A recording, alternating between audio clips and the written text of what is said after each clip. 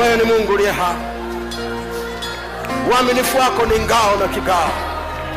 Fadhili zako ni mpya kila siku asubuhi. Jina lako ni ngao imara. Wenye haki wako tunalikimbilia na kuwa salama. Pumzi yako ni uzima wetu. Pumzi yako ni uwezo ulioweka ndani yetu. Pumzi yako inatupa maisha tuliyo nayo. Usiku na mchana mkono wako hujapungua. Tujapopita katika bonde la uvuli wa mauti, gongo lako halijatuacha.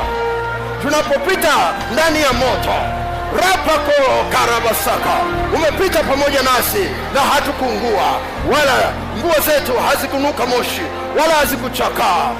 Ijapopita katika maji ya furikayo, ukatushika mkono, na nguvu zako ikawa nanga. Mawimbi yalipotupiga hatukuyumba, kwa sababu wewe ni Mungu. Napiga magoti nikisema, Mungu wangu unaweza, Mungu wangu unaweza, yale yote nisiyoyaweza. naanguka chini kivundivuni nikisema, unaweza. Bwana anakuhitaji. Mbingu bado zinakukumbuka katikati ya mateso yako, kwa sababu Yesu anakuhitaji. Na Yesu tunayemzungumza mahali hapa ni Yesu yule aliyefufuka siku ile ya tatu na akapaa mbinguni.